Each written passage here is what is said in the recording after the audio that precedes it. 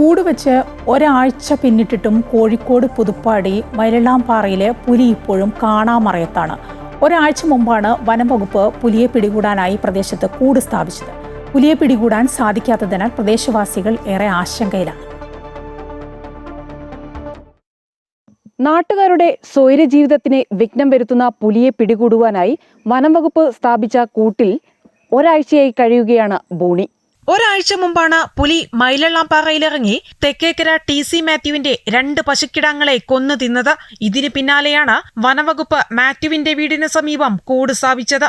ഇതാത് തന്നെ നിങ്ങൾ ചിന്തിച്ചു നോക്കി, ഈ ഇത്രയും കന്നുകാലിയും കാര്യമുള്ള സമയത്ത് നമ്മൾക്ക് ഒരു പണിയും കൂടെ തന്നിരിക്കുക. ഈ പട്ടി ഇവിടെ കെട്ടിട്ട് അതിന് തീറ്റ കൊടുക്കണം, പിന്നെ കൂട് കഴുകി വൃത്തിയാക്കണം. ആരും ഇങ്ങോട്ട് തിരിഞ്ഞു നോക്കുന്നില്ല. ഒക്കെ നമ്മൾ ഒന്നും ചെയ്യണം. പിന്നെ ഇടയ്ക്കിടയ്ക്ക് ഫോറസ്റ്റുകാർ വരും നോക്കി അങ്ങ് പോകുന്നല്ലാതെ. സമീപത്തെ ഫാമിലെത്തി പുലി നായയെ പിടികൂടുന്ന CCTV ദൃശ്യങ്ങളും പുറത്തു വന്നിരുന്നു.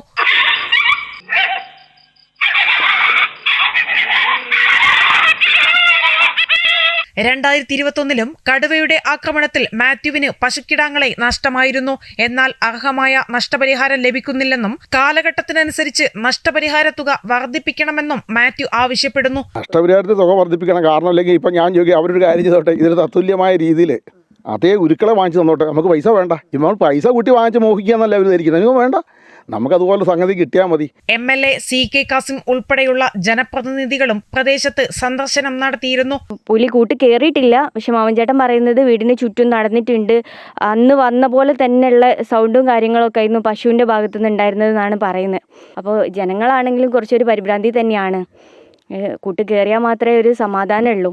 പുലിക്ക് പുറമെ കടുവയും ആനയും നിരന്തരമായി ഇറങ്ങുന്ന പ്രദേശമാണിത്. കഴിഞ്ഞ വെള്ളിയാഴ്ചയാണ് പ്രദേശത്ത് പുലിയെ പിടികൂടുവാൻ വേണ്ടി ഈ കൂട് സ്ഥാപിച്ചത്. പുലി കൂട്ടിൽ കുടുങ്ങിയെങ്കിൽ മാത്രമേ ഈ പ്രദേശത്തുകാരുടെ ആശങ്കയ്ക്ക് അറുതി വരികയുള്ളൂ. മൈലള്ളാംപാറയിൽ നിന്നും KP ഷൈജുവിനൊപ്പം അനഘ റീജാഭരതൻ, അമൃത ന്യൂസ്, കോഴിക്കോട്.